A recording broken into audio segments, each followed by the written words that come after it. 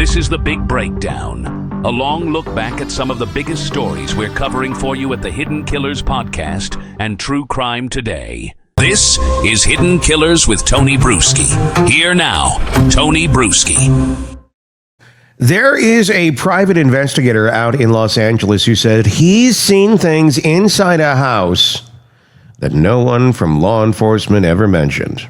Things that could change how we understand the death of 15-year-old Celeste Rivas Hernandez, the missing teen, later found dead inside the front trunk of a Tesla linked to the musician known as David.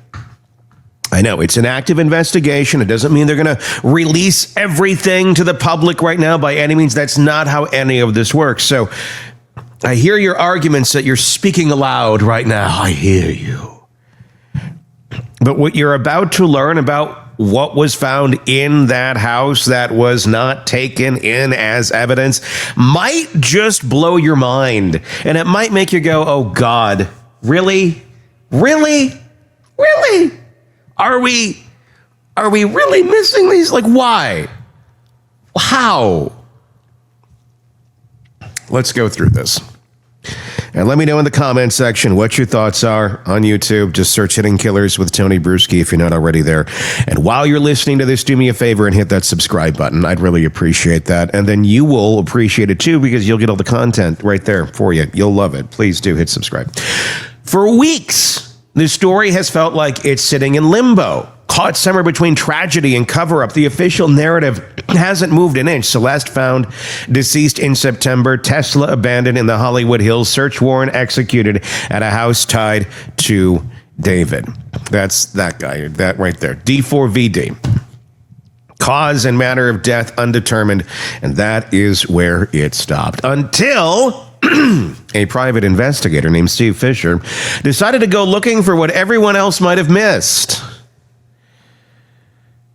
Now, to be clear, Fisher isn't some armchair internet sleuth trying to go viral. He's a licensed investigator in Los Angeles, someone who's worked multiple missing person cases. It spilled into public consciousness, the kind of cases people couldn't stop talking about long after the headlines faded. He's known for showing up when the official story stops making sense. Some people see him as, obsessive. Others may see him as the guy willing to go where police won't, or just sometimes, like maybe in this case, looking around.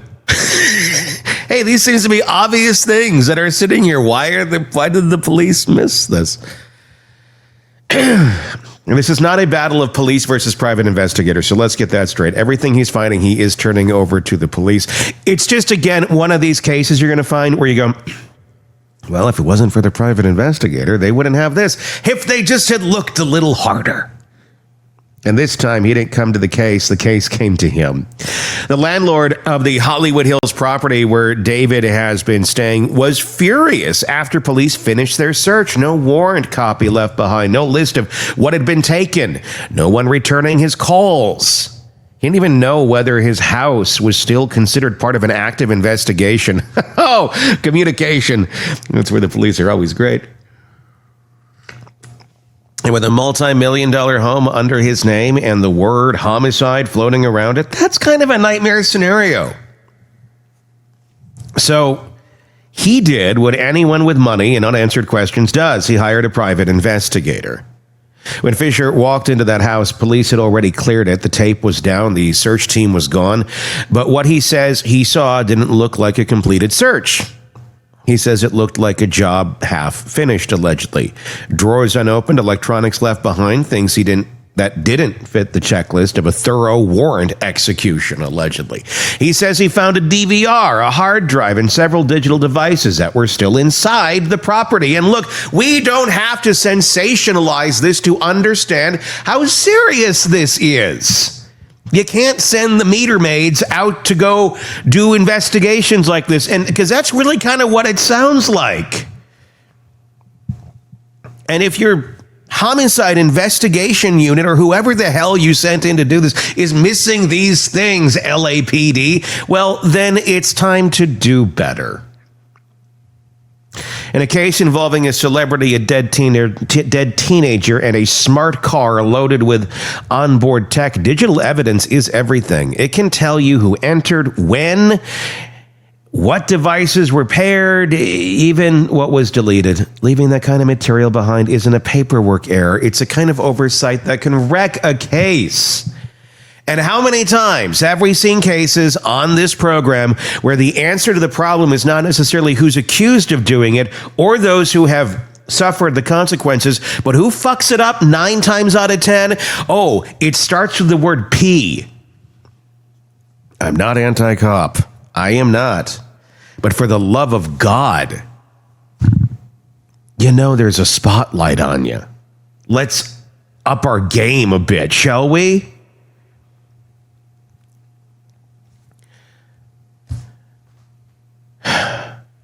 I could go on and on. And go on and on the psychology. Why, how, why were these things not checked? Why were they not found? Why were they not put into evidence? What's the reasoning? I will say this, keep this in mind too. We pay our police shit.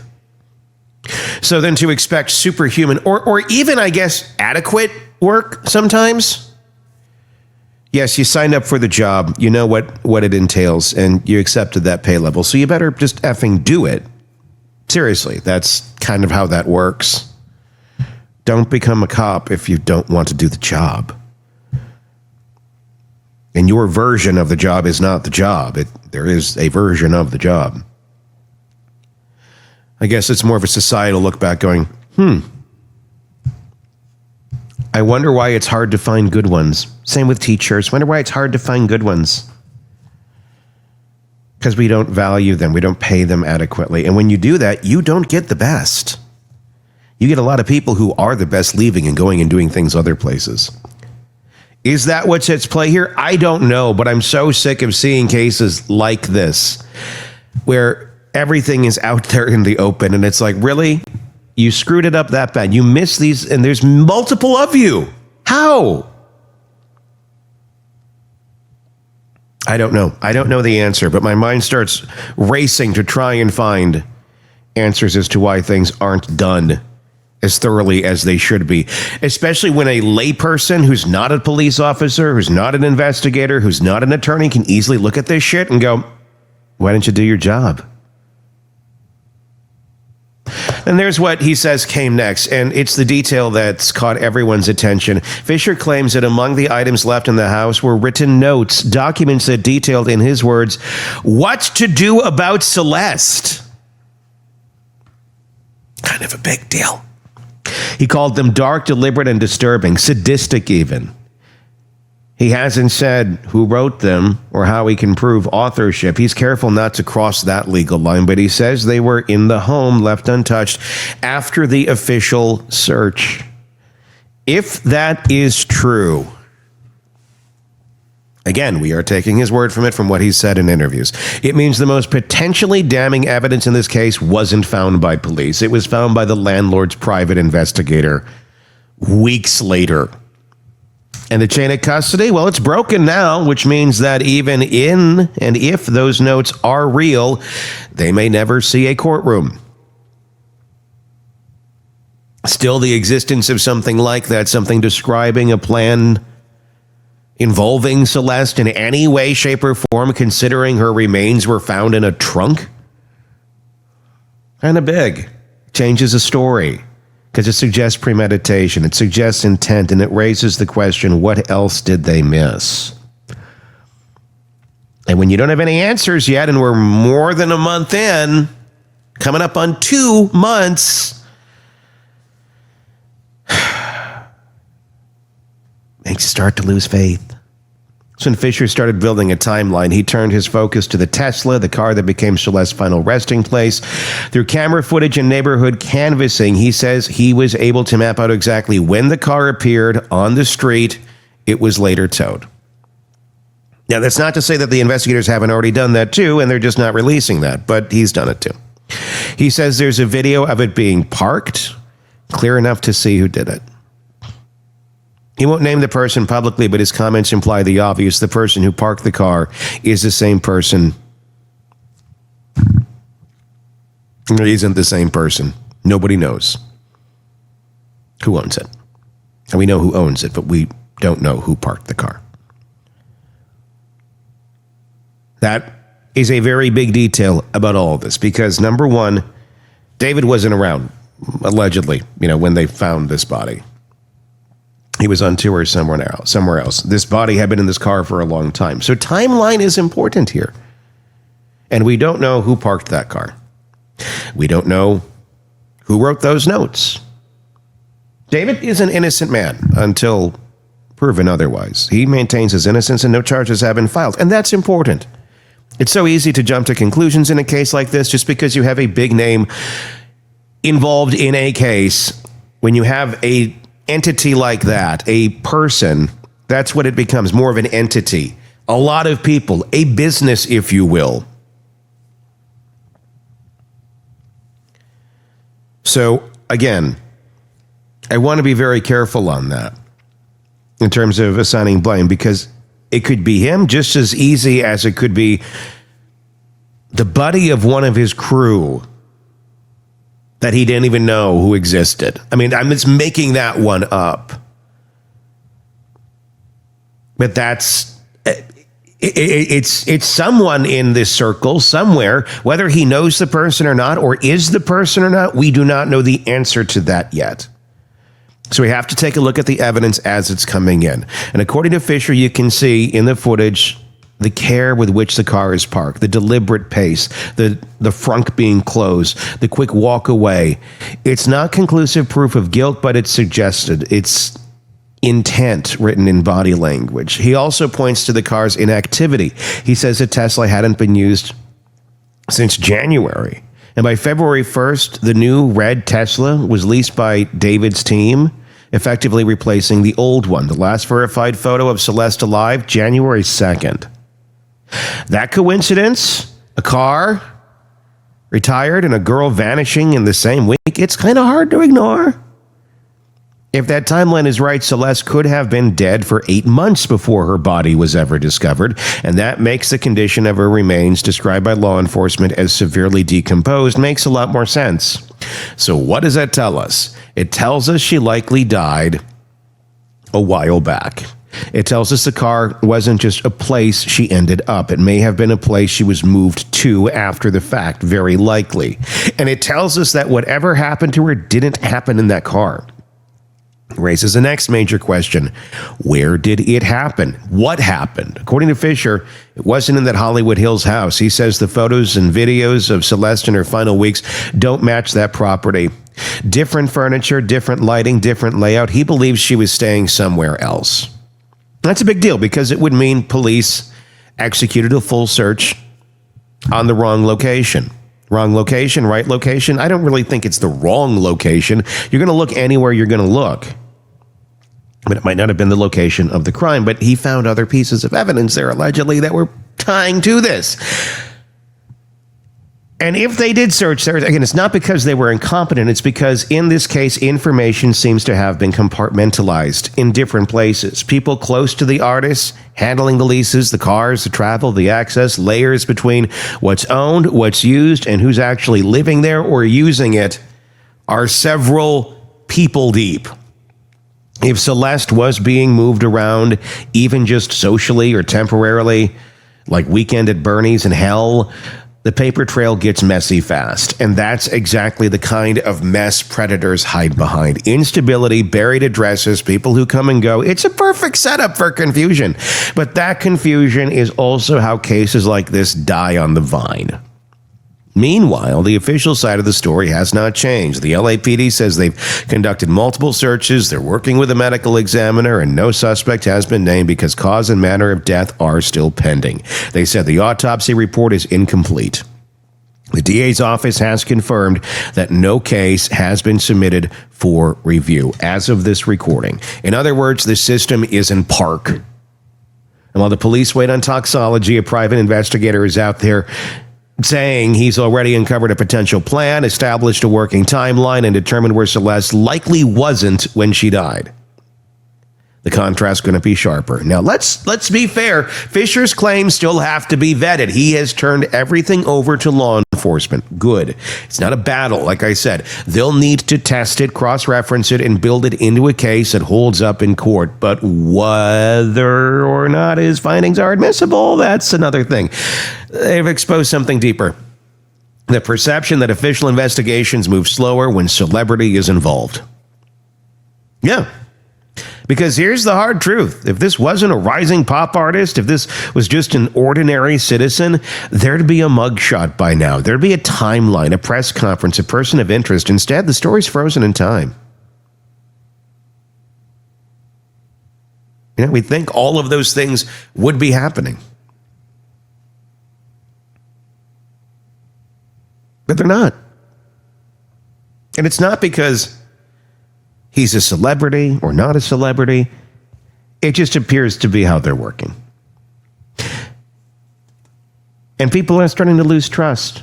When weeks turn into months and nothing happens, while a teenager girl's body was literally rotting in a car that anyone could have walked past. Think about that.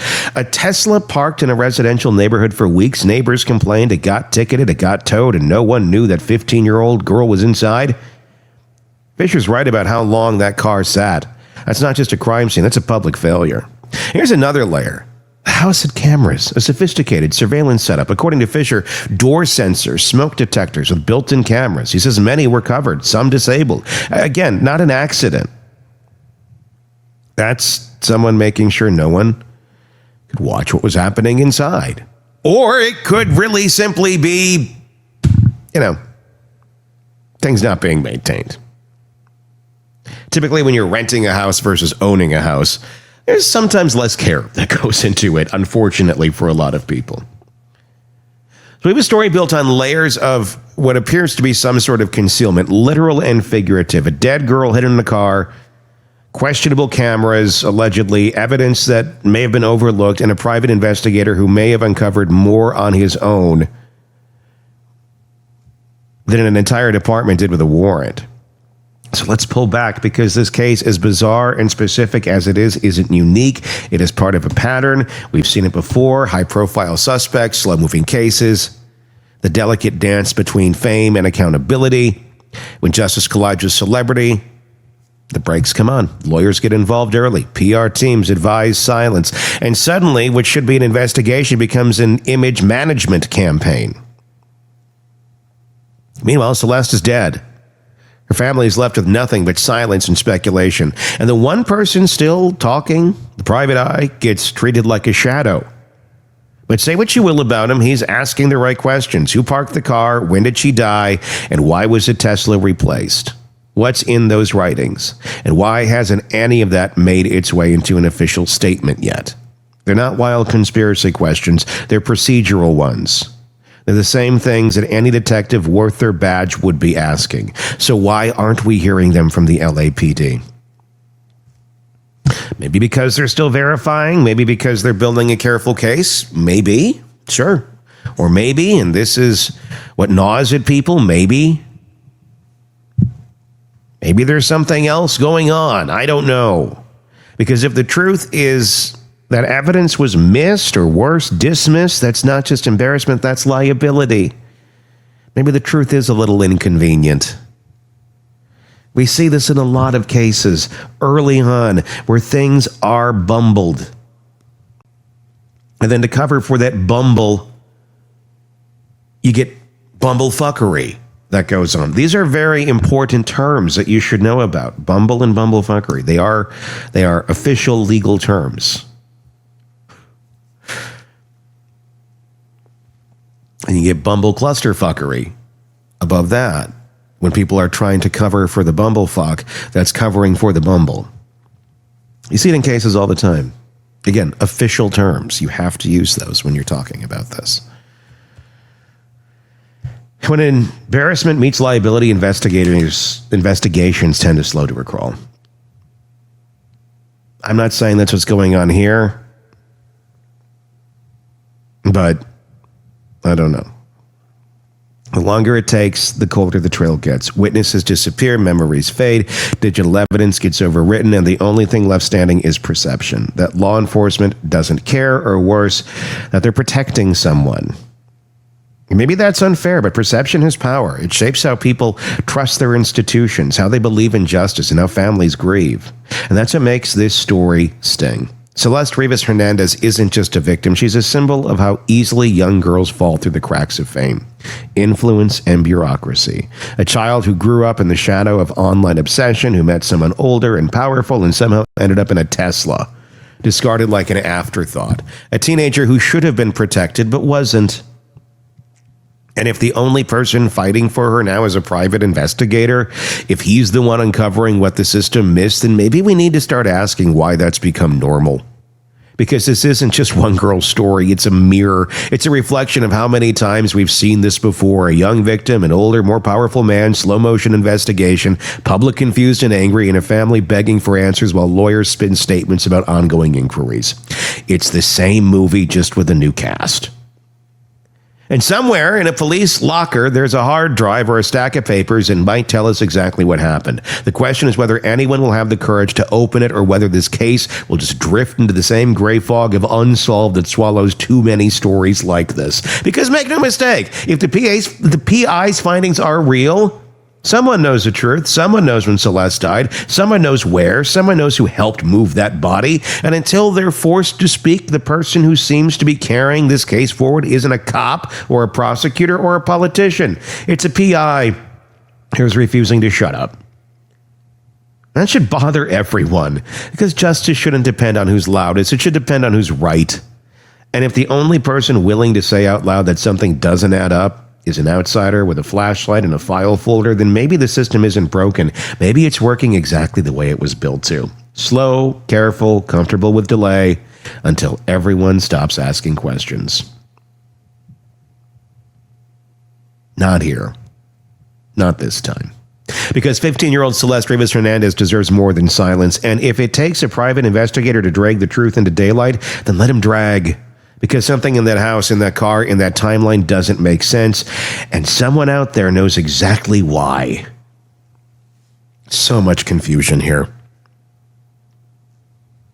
Give me your thoughts in the comments. I am no closer to having any clue who has anything to do with this than you are. I know it's not our job to do that. But when you find out that there was allegedly some solid pieces of evidence completely overlooked in a place that they already looked, well, what else are we missing? I guess that's the big question. Give me your thoughts in the comment section on YouTube if that's where you are. And be sure to press subscribe so you don't miss any of our coverage of this and the many cases we're watching right here. Until next time, I'm Tony Brueski. We'll talk again real soon. Want more on this case and others? Then press subscribe now and don't miss a moment of true crime coverage from Tony Brueski and the Hidden Killers podcast. This is Hidden Killers Live with Tony Brueski, Stacey Cole, and Todd Michaels. There are cases that leave you wondering if anyone's really in control. Law enforcement, the courts, or just chaos. The death of 15-year-old Celeste Rivas Hernandez feels kind of like one of those cases. A teenage girl gone missing multiple times, found months later, not in a field, not in a lake, but in the front trunk of a Tesla linked to the musician known as David. What followed wasn't clarity, it was more confusion. A search warrant to the Hollywood Hills home tied to him, a landlord claiming critical evidence was left behind, a private investigator stepping in saying he found sadistic plans detailing what was to be done with Celeste.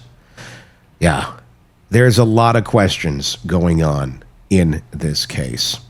Former FBI Special Agent Jennifer Coffindaffer joining us to help us break this all down over the weekend. I know you were breaking it down over on your channel, Break the Case. I watched some of that. Then I made a McDonald's Happy Meal themed piece with Sora that involved D4VD, which was, it was horrible.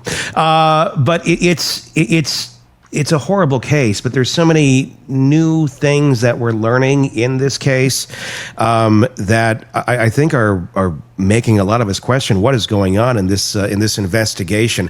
What were some of the things you have gleaned off of the private investigator now speaking out loud and talking about what he's finding? Well, Tony, it's becoming literally, as you said, as clear as mud at this point, because there's so much that we have facts. Then we have innuendo, and then we have new statements from the PI. So if I could, and I actually jotted a few of these down just to give everybody a refresher of our facts. Yeah. The facts are April of 2024, she was reported missing. September 2024, she was reported as being back home because she's on video. So it wasn't reported by her family. Nobody told law enforcement, but we know she's back home because we've all seen the video. Yeah. According to law enforcement records regarding the missing case in that jurisdiction, there were 3 actual missing episodes reported. Okay. So that catches us up on the missing piece. There was a parking violation of D4VD's Tesla on August 27th, 2025. There was another parking violation on 9/3/2025. On September 5th, 2025, his vehicle was towed. And on September 8th, just one day after her 15th birthday, so she only lived 14 years, her body was found in the front trunk. Right after the very first reporting, and this was from KTLA TV, and I always look at the local reporting. They are always on it before it ever becomes a national story. Nobody even knows whether it's going to become a national story. It started out with a body in this trunk, and then all of a sudden it was a body in D4VD's trunk, and then all of a sudden it was Celeste, right? This was stepping stones.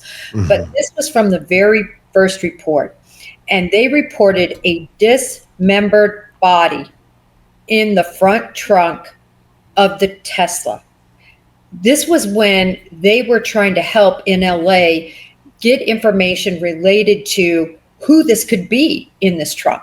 So they gave a big description: 5'1", wavy black hair, tube top, black leggings, yellow bracelet, stud earrings, 71 pounds, and a finger on her right index finger, SHHH ... So that was the description given to the public when this first broke. At that point, of course, an affirmative by that shush, she was identified by her mother as Celeste Rivas Hernandez. So I think it's important to get down those dates, that information, because that's facts that's irrefutable in terms of what was reported and particular dates of citations and towings and things. I want to talk about, right at the beginning here, with the KTLA reporting and the dismembered body. I'm not trying to be gross or to get gory on this, but it is a key part of this story. That seems to be the only place we've seen the reporting of dismemberment. We've hearing decomposed. That's been that part is in the official report, but the dismembered part, is that anywhere in any official reporting, or is that from the KTLA reporting? But I don't see the connection of where KTLA got that from any sort of official source other than maybe some sort of inside source that they have. What they wrote, and I'm just going to quote this. Yeah. They said head and torso. By the way, in that very specific. Very specific. They didn't say limbs. They didn't say finger. We know there had to be a finger. So there's actually a lot of question as to whether the fingers were in the front or somewhere else. But according to this initial reporting, which again is what I always start with, they wrote head and torso, quote, according to LAPD. And then you also just described a lot of detail about the body and the weight and all of this. That's what makes me. It's like, okay, if this is is that like weight as in whole of what they found. And the fact that she was wearing a tube top and that sort of stuff as well also strikes me as odd. If the body is dismembered, they keep the clothes on the person. I would almost, I don't know, I've never dismembered a body. Oh, yeah, I was going to say, what's your method? But I don't, do you, is that common, Jen, that they're still wearing their clothes when they're dismembered? I don't know the answer to that. I do. And yes. Okay. You know, they don't go through the trouble necessarily of making the body nude. Remember, for the most part, the reason people dismember is to hide or conceal a dead body, or to conceal what happened. In other words, some people dismember and throw a leg over here and a body part over here, so that it's harder to put together what happened, who did it, where the crime really happened. But it's clear to me that her limbs had to have been in there because, as you said, there's a clothing description and we have the attaching. Yeah. So intact to a certain extent. We don't know exact, but the word dismembered is in there, which could mean a part. I mean, that could, I don't know. We just don't know the extent to which, so it's hard to just speculate. With that being said, so we know that. We also have learned new things with this private investigator and the claims that he is making. We've established now what we know officially from the LAPD, but what about these new claims that have come out over the weekend with the private investigator? What have we been learning there? And can I interject something really quick? Oh, I'm sorry. No, you're fine, hon. My biggest question is, who authorizes a PI to go into a crime scene? From a logistics the owner standpoint. of the house hired the PI. Okay, that's the part I was missing, because I was trying to figure out why this person was allowed in and allowed to do as much as they could do, as much as they got out of the story. Who allowed this? And what does the LAPD think about that? Well, it's a great question, Stacy. For just by way of background, he was hired, as Tony said, by the owner of the mansion. Now, the owner of the mansion says that he rented this to the manager of D4VD, and that, according to the PI, he didn't even have any idea that D4VD was staying there or who was staying there, for that matter. And that happens often, right? You lease the house to somebody, you don't know exactly who's going in and out. You don't monitor that information, and that was made very clear. But to go over the PI's information, and I'm going to go over, it's very, very specific. So as an example, the PI says that on 7/29, that is when the vehicle was abandoned, the Tesla where the body was, and that nobody entered it that he knows of. In other words, the body would have been in there. There was no sign that the body was put in there after. I think that is a critical point, that 7/29 now, we have sort of a starting point of when it was parked. He says he knows who parked it because the person who parked it wore very distinctive clothing. And he knows that they were in the mansion because he has photos of the same person wearing these distinctive clothing in the mansion 12 hours prior. He never says on Ashley Bamfield or with Jesse Weber who the person is, even though he says he knows who it is. He never says that, and he says he doesn't want to get in trouble with LAPD. But then a close associate of his on social media makes a comment that it could be, or that they believe it's this person named Neo, who is a close associate or former close associate of D4VD. They actually specifically said that this is based on information from the PI in conjunction with the fact that this person erased their social media, in conjunction with the fact that D4VD and Neo are no longer closely connected, it would seem, for sure, on social media and publicly, obviously, since D4VD hasn't been in the public. And so when you put all of that together, social media is speculating this. And that's where we get into, Tony. It's a big leap, but I think maybe that gap can be filled in by the fact, if it is a fact, that PI told his associate about this. It's a big secret to keep. The PI is saying that the person that was driving the car, this is according to the PI, was, how do you because there's an artist named Neo. I'm sure it's not that person, but is Neo any? How do you spell this? Neo. Neo. Okay, that's different than the other Neo. Okay. And I'm sure the other Neo is not enjoying this story at all. Yeah. Yeah. So anyway, just to be clear, PI doesn't say this is Neo. Associates of the PI are saying it's Neo, and that they put this all together based on statements by the PI in conjunction with social media activity. And there you go. That's So that's the nexus of this, and this is where the game of telephone continues of associates of. So I mean, obviously, all this unconfirmed, and not in no way saying that this person did anything. I mean, we don't even know if this person knew what was in the trunk, for that matter. That would be, that's still up for speculation.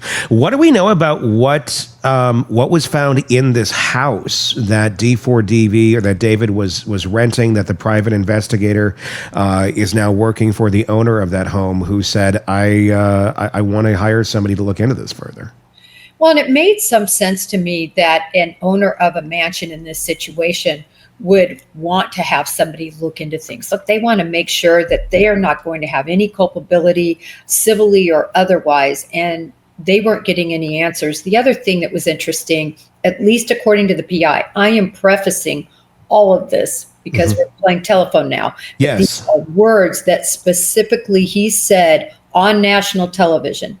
He said that things were left behind by LAPD, and that they did not collect, that he felt, meaning the PI felt, were evidentiary, that were left behind by the LAPD. He describes electronics, like a DVD or some other electronic. Yeah, a DVR, I believe, was listed. Sorry, DVR.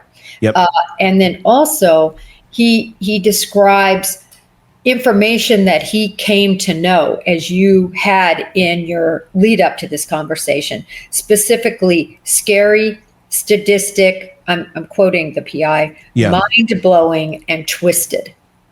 So basically, this would have been information, obviously, that was left behind, that then he found the PI. And he says within, short order, he, the landlord, whoever, they turned this all over to LAPD. Two huge points on this. Yeah. Why? It's ruined. It's ruined now. Yeah. Very much so. Chain of custody. It's gone. Not only the chain, but it's just also they could say, well, they searched there and it wasn't there, and then somebody planted it there, and it's completely bastardized, that evidence. And second of all, now to me, it's called, not that it shouldn't be, but really public scrutiny and scrutiny overall on the LAPD's job on this. Yes. That now the prosecutor is going to be hesitant, and they know they're going to have to face this in a court of law. God forbid they get somebody as good as Alan Jackson to make hay of all this. I mean, this is something you actually should make hay of. Yes. And if you get somebody, a good defense attorney, they are going to blow this up. So it's very interesting, because my question is, and then we should get, I know, back to your question or answer to your question, but what is the motivation of this PI to come forward? I totally understand the motivation to get involved in this case. He wants to make some big bucks from the mansion owner. He wants to get involved, but that's the whole purpose for a name to be P for private investigator. Sure. You're supposed to keep everything private and try to be solving the case instead of blast it all over the media as to your findings. I find that very problematic because of the harm it's causing the investigation. Or is he blasting this because he sees massive screw ups already, and it's like, well, if you all are going to not do this to the up and up abilities of where you should be, I guess we're going to have to expose you, because if it doesn't get exposed early on, then it can be lied about later, and it can be, well, we did find that for, like, there's a lot of, I mean, I kind of get yes, private should be private, but when people aren't doing their jobs, and I'm wondering if this is a he's outraged that these obvious large pieces were ignored or not found, and is, taking them to task and basically holding truth to power on something like this. Perhaps, I don't know necessarily his motivation. Sure. But I can say this, Tony, to me, that again, is this the right time for that? Is it? Yeah. I mean, it's exactly. I mean, is that going to help the investigation? No. Will it be, is it part of holding it accountable? Yes. But is that the right time to do it? I don't know the answer to that. How on earth do you think it is that the LAPD went into this house? We heard reports a couple weeks ago when they were in there that they were like scouring drains. So I'm thinking, okay, they're doing a thorough search of this, and we just kind of got to wait and see what happens, because investigations do take time, and they're going to be quiet while they're making their investigation. But then you hear a report like this, and again, this is just from the PI that's making these claims, that there's these disturbing, and I'm paraphrasing, letters or notes that were found that talk about the Celeste problem or something of that nature, and even more dark things, it sounds like, is what he's been alluding to, in writing. How do you miss this? Yeah. No, you're exactly right. And when you look at it, first of all, that search warrant was served on September 18th, just to get our dates lined up with when her body was found. And then pretty shortly thereafter, this search warrant happens. And yes, according to reports, again, from a lot of the local media, there were drains searched, and, which makes sense because they're looking for blood, hair, anything that could be trapped in that drain. So it looks like it's thorough, but the bottom line is, when you do these investigations, you really want an evidence response team that's fully trained on how to collect evidence. They start from ceiling, literally making sure nothing is loose up in that ceiling, going all the way down to the floor, making sure no floorboards, no stains when you lift the carpet, that there's nothing stained there, that there's no evidence in all four corners of just a quadrant that each room should be divided up into. And this makes it clear to me that either they didn't divide it up, or the people they had conducting the search really weren't clear on what to search for. Let's be clear that in these search warrants, while they outline what you can search for, basically, if they put a piece of paper, you can look for in places small enough to contain a piece of paper. So there's no excuse that says, oh, it wasn't on the list. No. That's not how it works. That gives you the legal authority to look in places where this could be found. And this clearly, if it was there then, would have been evidentiary by his description. Yeah, I mean, these just seem like such. I mean, I'd be curious as to where he found these pieces of evidence that he's talking about. Like, where were these notes? Why was that? And that also strikes me as a little bit odd too, quite honestly, of anybody of that age writing anything down, right, and putting it on a piece of paper. Granted, we did talk about some digital. Maybe it was more digital, because he did talk about it, getting the DVR out of there, or some hard drives, things of that nature. Maybe this was captured digitally. Maybe I'm just running to a conclusion there too fast. But to find this information, and then it's handed over to the LAPD. Great. It doesn't sound like, from the interviews that I watched with Ashley or with Jesse, was that he's trying to work against the LAPD in any way, shape, or form. He seems to be finding stuff and turning it over. But again, you have a private investigator doing that versus the actual LAPD, who is investigating this case as the lead right now. What does that do to the evidence? I mean, what does that do to the investigation when things like this are brought in that sort of a way? Well, 2 points here. First of all, if this would have been what I consider a properly trained private investigator, and I always encourage people, if you need a PI, please get somebody that has a law enforcement background, particularly in the area of the case that you're looking at, whether that's a homicide, whether it's a theft, whether it's, a white collar case.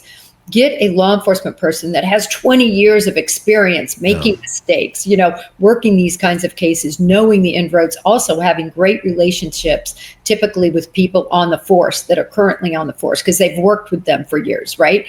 And this is the critical error. When you go into there, I wonder if he was even gloved. I'm sure he wasn't. But then you say, whoa, there's this DVR or DVD, whatever it was that was there. There's paperwork. Okay, first call. Listen, I'm at D4VD's house. I'm securing everything. Nobody else is going back in. I need you to get over here and take a look. I think you all might have missed something. That is the proper protocol, not gathering it all up and, running it down to the PD. I'm just flabbergasted as to how it was answered. And again, my point here is to not go after the PI. The point is to make clear what these mistakes mean to the investigation. And John, to that point, and I'm not going to ask you to speak for police organizations across the nation, but how do they view a private investigator being called in? How do they view them on a professional level? What's your take on that? Well, I can tell you for the most part, they can't stand it. And you might say, well, the reason they don't like it, and again, I'm just speaking from my personal experience in law enforcement for 28 years. The reason isn't because you're worried about people, second guessing your work or finding your mistakes. That has nothing to do with it. What you're really worried about is tainting witnesses, getting statements that then contradict a statement that was previously gave, evidence, as in this is a perfect example of evidence. When was that evidence in there? Was it put in there after the search warrant? Was it put in there, before the search warrant? Where exactly was it found? Now it's up to a PI to tell us where it was found. Yeah. So typically, no, because they're worried about the investigation being hindered. And that's why there's laws against it too. But this wasn't an active crime scene. He didn't break any laws going in there to do this. 100%. He had the legal authority to be there. 100%, Tony. But I'm saying at the point that he realizes there might be evidence there, that's when he needs to shut it down and call LAPD. Well, that's what I'm wondering about. I mean, I'm assuming the guy probably went in there thinking, the evidence, the LAPD has already been in here.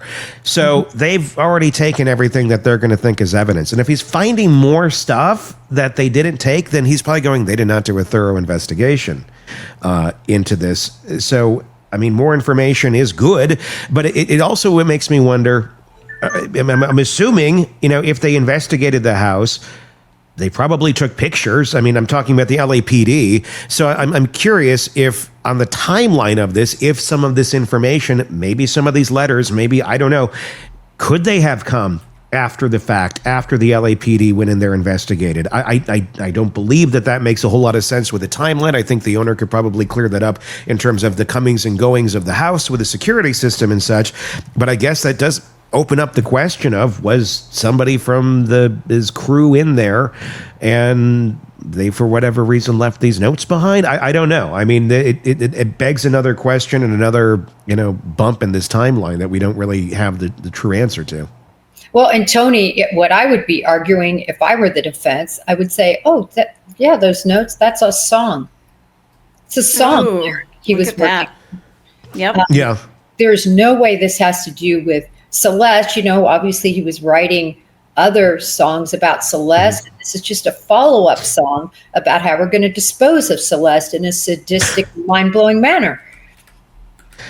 When you're having people try to cover up something horrible, and I'm trying to look at it from the aspect of, did she die by some sort of accident, by her own hand, by something, and now this group of people who are not good at problem solving are going to have to try and figure out a way to get rid of this body? I mean, disposing of a body in general is a pretty dark, sadistic type thing to have to do if you're doing it and you're not a funeral homeowner. Right. It's not like normally a thing anyone is doing on their own, but then to have to contemplate all the ideas and all the ways to get rid of a body. I'd be curious to know what he's talking about in the dark, sadistic sort of realm that he's referring to. Is it dark and sadistic because of the act of what's going on here, or is it more dark and sadistic because it's pretty gross what you have to do to get rid of a body? Well, Tony, to your point, just say, and another point that the PI made that I think is very relevant. He said he has all these pictures. I can't remember the number, but it was a lot of pictures of her. And in those pictures, they stopped on January 2nd in the morning. I believe he said that's the last known picture, at least from his vantage, that there is of Celeste. Again, what are we looking at? New Year's Eve. New Year's Eve is a time of partying. It's a time of rebirth. It's a time of people changing things. It's a exclamation point time in a lot of people's lives. It's a time of suicide, all those things. It's a peak run time for law enforcement, right? Yeah. And so now you're at the morning of the 2nd, which I just found very interesting. If it's true, that's the last proof of life for her. And then you put that in conjunction with these sadistic writings. Look, if she was at a partying and OD'd, I would just say it doesn't make a lot of sense to me that everybody would just panic and say, all right, we need to get rid of the body. I mean, typically you would have people call if it was more of a private situation, which D4VD was very private. He says his whole life was social media. You know, he didn't interact a lot other than at concerts and with his entourage. So if it happened in a small group, still, what makes you just panic and say, listen, we're not just going to call this in. It's obviously via toxology that it's going to be obvious, right, how she died. So that's why I think it's something much more nefarious here. We're talking about the David case and Celeste Rivas, her body, of course, being found in the frunk of a Tesla that was connected to singer David. Jennifer Coffindaffer, retired FBI special agent, with us, breaking all of this down. We were talking about how this appears to have been handled, and we're going back to January 2nd being the last date that there appears to be any evidence of life for Celeste Rivas that's out there. Prior to that, there's security camera footage. There's the door cam. There's all sorts of places where it appears she's showing up here and there, even though missing was her status for quite some time. You were talking about New Year's being a big day for this sort of thing to be happening. I can think of some other cases. The Anna Walsh. There was that murder there that was on January 1st. January 1st being a day that this sort of thing, I guess we see more of it. Is that accurate for New Year's? Yeah, absolutely. You see more things happen. First of all, unfortunately, you see a spike in people taking their lives. You see a spike because of the partying and everything involved, gunshots and celebrating that gets out of hand. And so you see a spike there. You see some people who are trying to turn over a whole new leaf. And that means they're starting a different sort of life or taking care of business, whether that means a divorce or whether that means walking away from a relationship or whether that means, unfortunately, in some cases, a murder. So all of that, it's just this time of year that is definitely on law enforcement radar, always.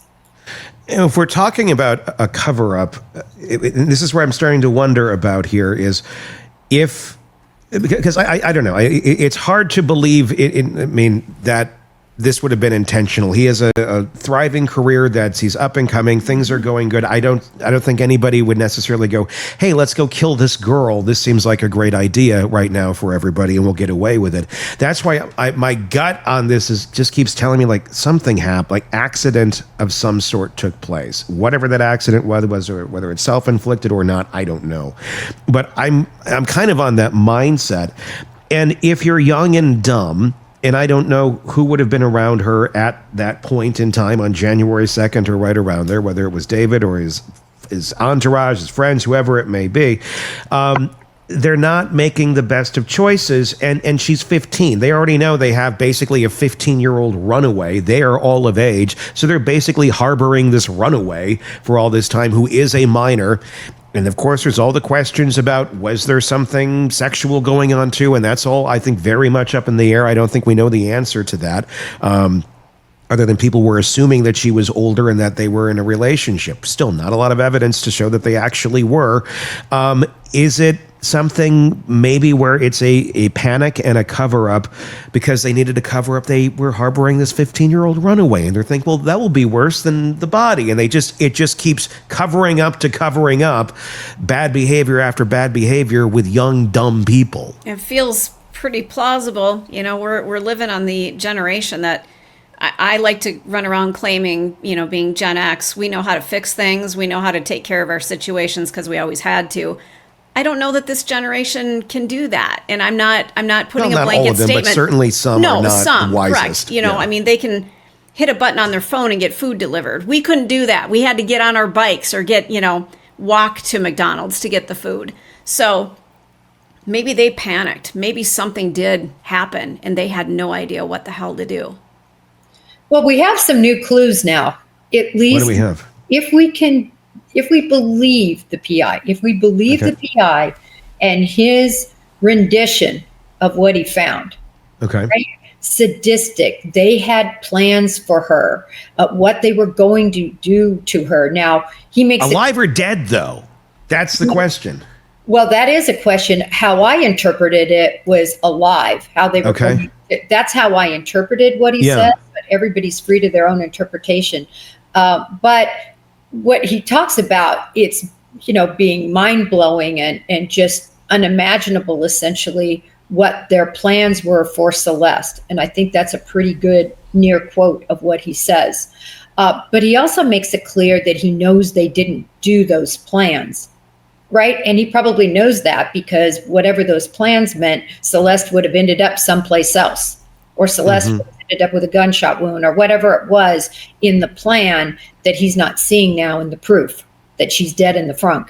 So I get that it doesn't line up, and he made the point, law enforcement can't arrest somebody for what they plan to do when it's clear they didn't do that. But it also, to me, sheds light on a darkness that I don't think we necessarily knew. The other thing is, Tony, and you and I have talked about this, in a court of law, I agree with you that some of this lyric, the blood, these videos, him dragging a body and throwing it in the trunk, right. That can't be used possibly in a court of law. It's going to be up to a judge. It's probably too prejudicial.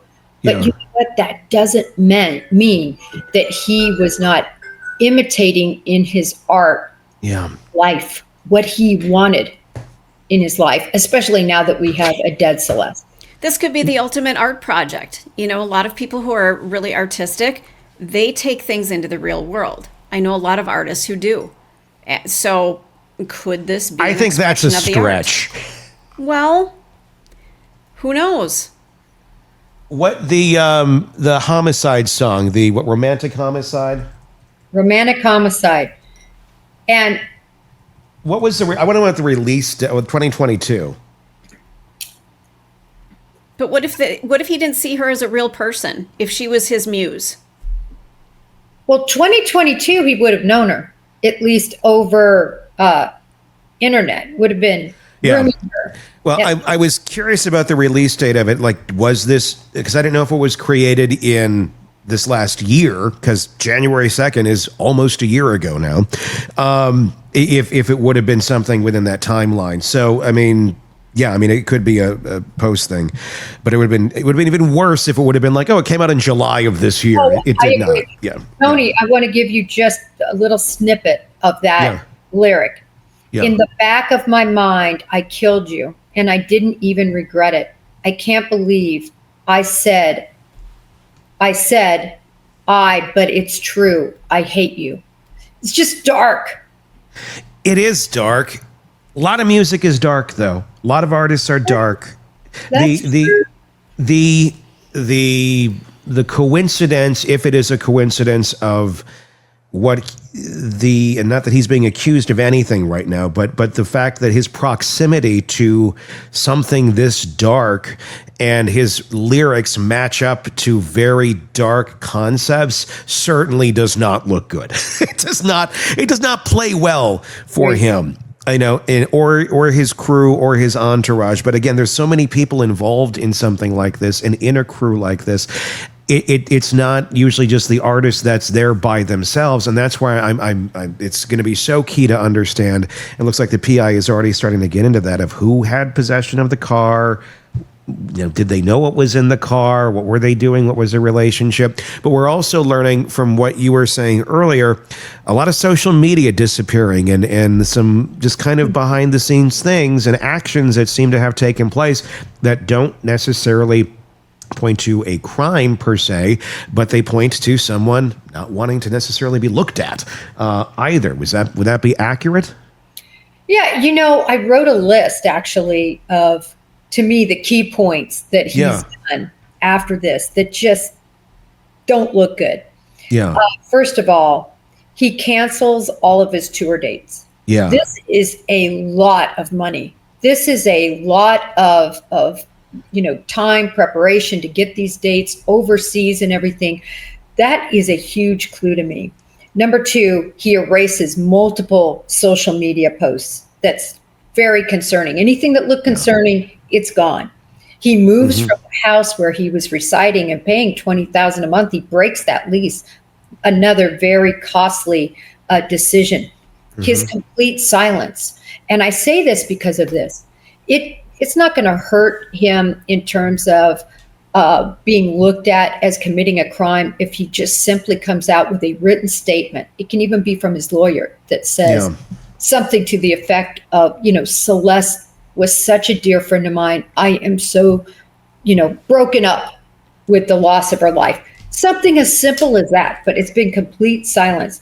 Then he wasn't at the funeral, which I think we all kind of expected. He retained counsel, which he should have. Everybody should. But I can tell you, so many people that are innocent and know they're innocent and can explain their whereabouts, they don't get counsel because they know they're innocent. They don't want to waste the money. Secondarily, that just happened, he transfers his property to Mama, at least 2 places in Texas. I just think all of that doesn't bode well for how he's appearing. No, I mean, it does not bode well for how he's appearing at all. But at the same point, also, I would argue, and I've made some videos about this too, where it is also the movements of someone who is trying to protect themselves if they're being accused of something, even if they didn't do it. You would do these things. You would move property. You because you don't know what is ahead, what possible charges could come at you. Even if you have nothing to do with this, the shitstorm is on the way. Batten down the hatches, whether you invited it in or not. And some of that does seem to make some sort of sense. I do wonder about the tour and all of that. I know the dates were canceled, but there's obviously it's another thing where the system is involved. There's a lot of people involved in that decision. It's not necessarily just David alone that would be making that call. I would be wondering if there's promoters, the promoter got involved, whoever got involved and said, we're not gonna put any more money into this because all this is going on over here. I'd be curious how much of a hand David had in making those choices of canceling the tour, of delaying the album, of doing those sort of things. Things that involved the company, literally the corporation of whatever David is labeled as, and those decisions being made and who was making them and for what reasons. I think that plays a big part in something like this too. I agree. And I'm glad you're doing devil's advocate because you make a lot of good points. I still say if I'm David and I have millions upon millions upon millions that are going to be possibly earned, I mean, look at the magnification of his social media songs. Everybody wants to hear them.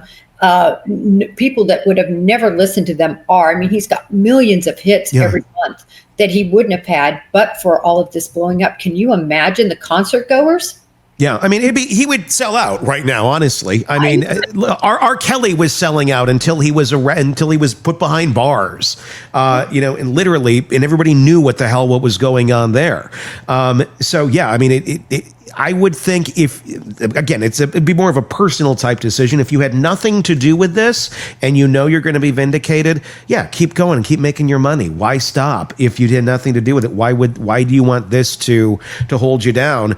And also, but then make a statement about it. Make something where, you're hurting just as much if you have nothing to do with this. that I think would be very powerful. And I mean, there's a lot of ways this could be played depending on what exactly happened.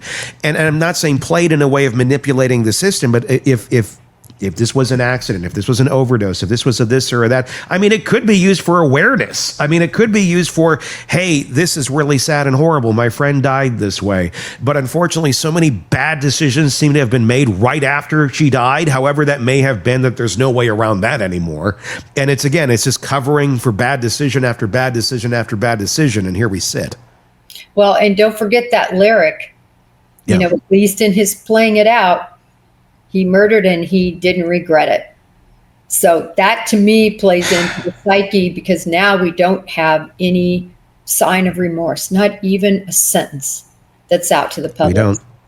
We don't. Publicly, we don't. But legally, any attorney is going to tell him to shut the F up. And he seems to be listening to whoever attorney he has that would likely be saying that. I mean, as much as we on the outside would want to hear more, as much as his family would probably want to hear more, as much as his fans would want to hear more, it's the silence, the unknown that makes this case really what it is. Because when it's unknown, things can kind of fester and go everywhere. Are you surprised we have not, at this point now, I mean, we're about damn near like 2 months into this thing, and still we don't have any charges against anybody. Are you surprised we haven't heard anything out of the David camp of any type, of any magnitude? Well, no, I'm not surprised, only because of the condition of her body. By the way, I wanted to say that very early on, again, back to this very early on reporting, NBC reported that according to the LAPD, and that actually, I think it said the sheriff's office. It said the sheriff's office that this was a homicide. So a lot of people wonder why it was, deemed a homicide initially. And I can tell you that reporting went clear back to NBC and their interview of the sheriff's office. I just wanted to say that. But as of the most recent reporting, LAPD says, listen, we don't have manner of death, which would be accident, suicide, homicide, the like, and we don't have cause of death.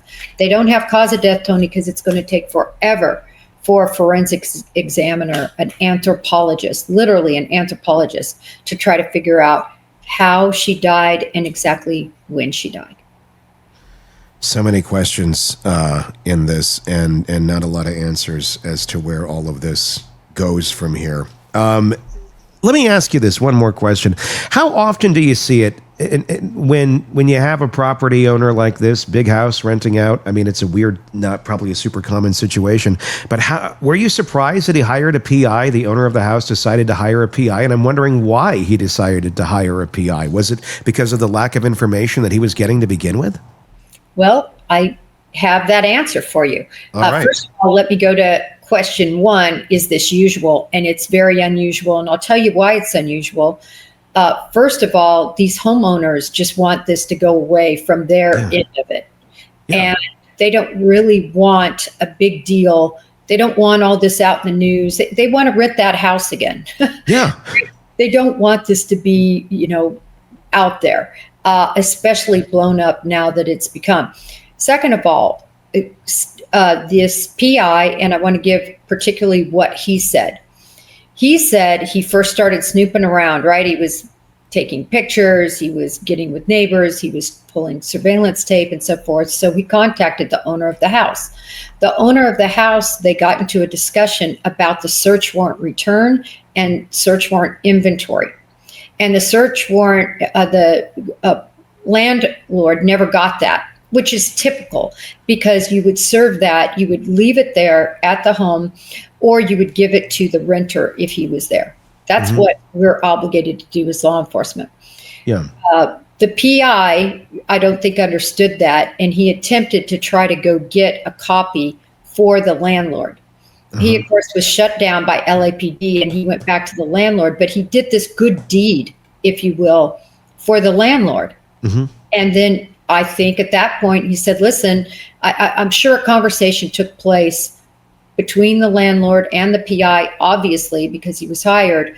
And maybe the PI suggested he get a PI. We don't know for sure, but I'm just going on kind of the order and what he said. So, I understand the landlord maybe wanting to get some answers. I just can't imagine the landlord would want this blasted all over national television as it has been. What do we know about the cameras in the house, though, too? I know there was some speak of that from the PI this weekend. Yeah, this was really interesting. He says that, quote unquote, this was a sophisticated surveillance system. Now, he said that you could tell when people came into doors and opened windows and things. I wouldn't call that a sophisticated system, but maybe there was more to it. A sophisticated system to me is multiple cameras that are motion operated, that I can remotely look on my phone and actually see what each camera is doing and what's happening. I can control the camera and say, okay, listen, I want it to pan clear over here. I don't know how sophisticated this particular system was, but the PI believes that it was utilized by David. He says that because he says that they covered up the smoke sensor piece of the system. And he says they did that. This is according to the PI. He believes they did that because of what was going on in the house. And he also then speculated that they likely covered up the camera portions to hide what was going on in the house. That's his speculative side, but the side he knows about is the smoke. And I have to say, I agree with him. I think if they were astute enough to cover up the smoke detector side, they might have covered up the camera side.